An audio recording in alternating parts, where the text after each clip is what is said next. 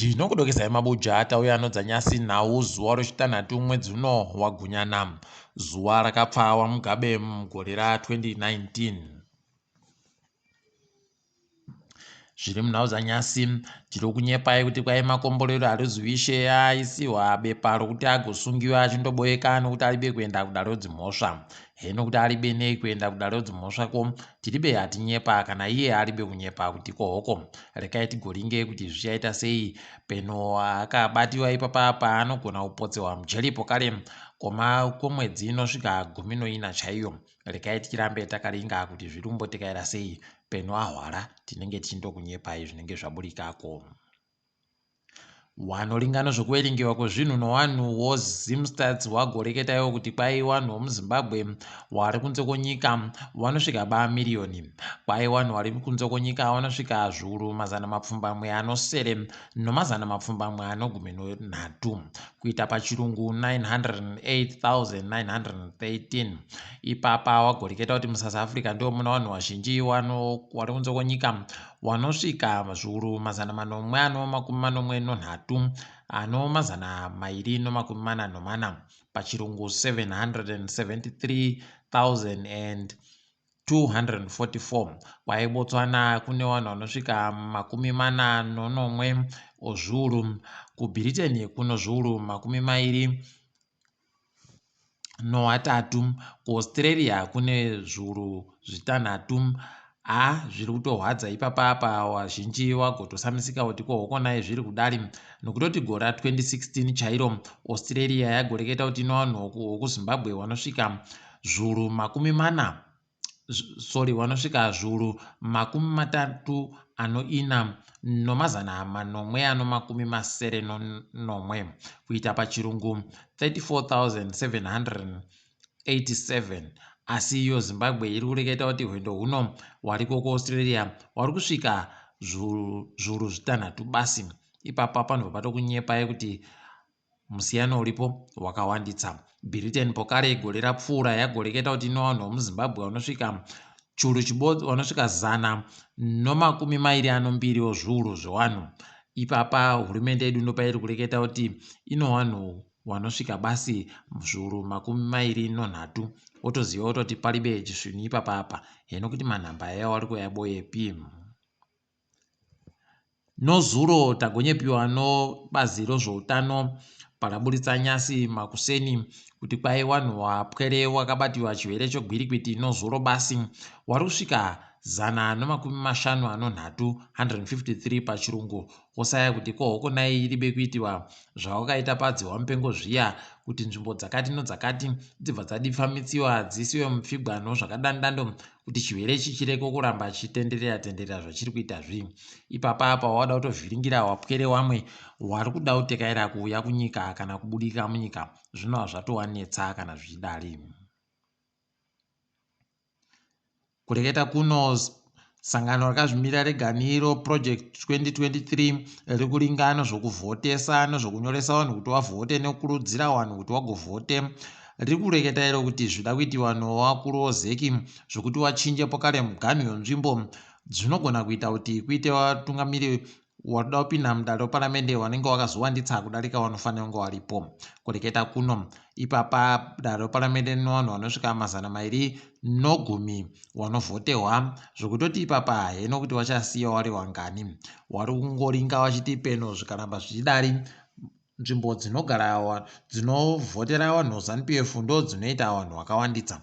Heno tichatonamatira kuna nhau kuti kwavanofungira kuti ndo kwavachahwina zvakanyanya shiri igobvuta rekeni ikweyo zvivanyangarire zvinakire isu tese.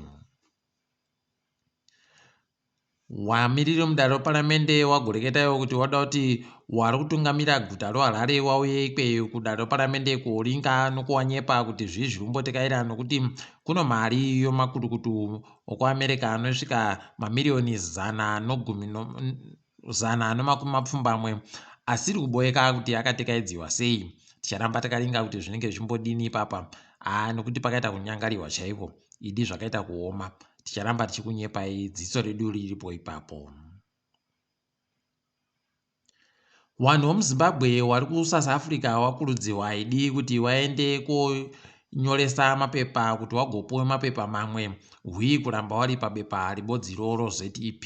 Heno kuti wachazvibvuma chere kana kuti warundoramba wachinyepana kuti ndozvokunyepa zviri kubuda pa unondozama pokamukai kwai zviro zviyedziwa unogosiya mutanda unomuchenje iyo wakaora pasi pese pa kundozama mabi angu kuti zviite zviri nani. Matongerwo enyika munyika medu akuti achinakidza manji zvatagokunyepai zviya mumasure kuti kune zvichaitika mberi kunenge kuchinakidza. Kureketa kuno nyasi kwaburikawo wamwe vari kuti wawamba bato rawo riri kunzi CCC kwai rinonzi Citizens Collaboration for Change. Motoita kuziva kuti pakaita kunyangariwa panenge pachida kupinziwa wanhu ipapa panenge pakaita kunyangariwa chaipo. Rekai hawo wanhu wazoda kuisa usu hwachamisa kuti ndo uzikane kuti ndo usu hunenge huripo pakuti wanhu wareke kugotaikiwa. Ipapa motogara makangwarira mabi angu nokuti wanhu wachazoda kupinda musarudzo wanenge wachivhiringana nokuvhiringana nonyaya yemapato akadari iyoyi.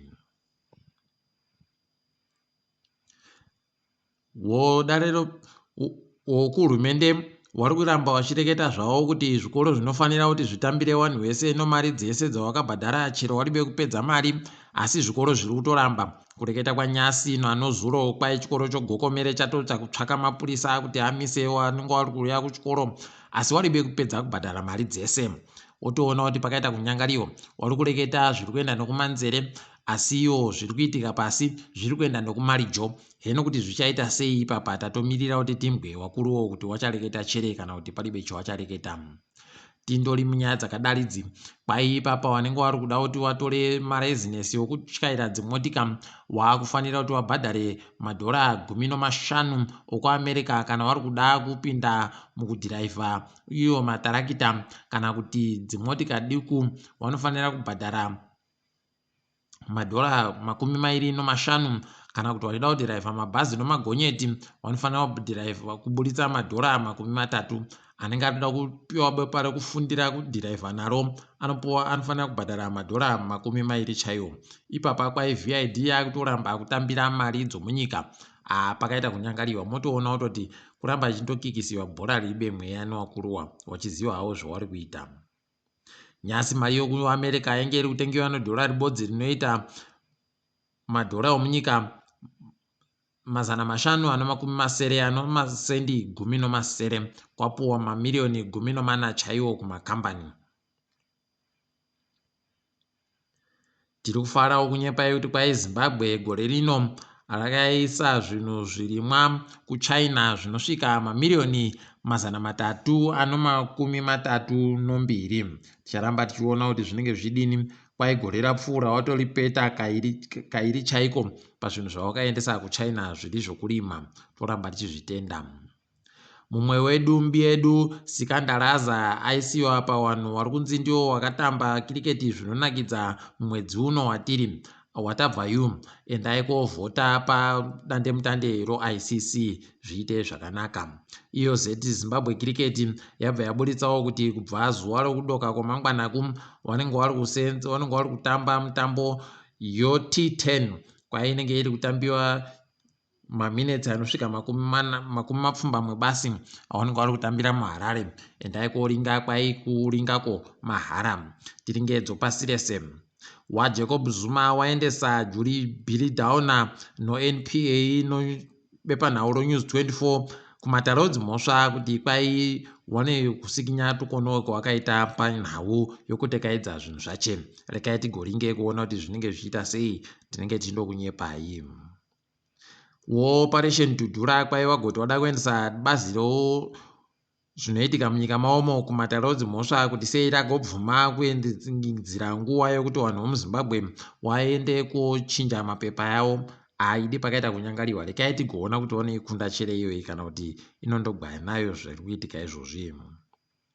KuNigeria kwai waBuhari wagoti masoja yavo wanokusvika kupera kwegore rino basi kuti wapedze wese wari kuita zvechitororo munyikamo. Rekai tigoramba takaringa kuti vanozvikona chere zvavari kureketazvi kana kutoti vari kutoita hawo zvokutamba chaiko. Tinenge tindokunyepai.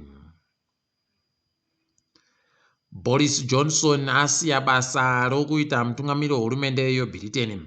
aisiya kuti iye mudzimai akaisiwa nozuro uyu Liz Truss ndiye atore nyanga dzacho. Rekai tigoone kuti vachazviita sei izvozvi. Ndokutoti nhamo ndo dzakaita kuwamirira kutomirira kutoti chinjanai muuye tikupedzei mese futi pokare. Pakaita kunyangariwa chaipo. Kwai kuno umwe mhuri yochiJerimani iri mukadzi nomurume tuharawa tune makore anopfuura 60 chaiwo. Kwai twakabatiwa kuno mutoriro unosvika miriyoni chairo panhandare yondege yoSydney kuAustralia mumwedzi wakakunguru. Pakaita kunyangariwa. Chatotihwadza kuti kwai wakapfuura nomuZimbabwe medu muno asi waribe kubatiwa. Zvinobva wasaya kuti kohokona zviri kumbonyatsotekaira sei, asi tiri kufara kuti wabatiwa. Iwo waJerimani wandori panyaya pokare kureketa kuno kwai wanoshayira ndege dzawo wari kutoramwa mabasa pokare sondo rino. Pakaita kunyangariwa. Rekai tigoona kuti zvine zvichaipera sei izvozvi, heno kuti vachazvikona sei. Asi takadaro zvedu kwanyasi tadipfamira pano. Ndini wenyu Mhanduwe WeNhau.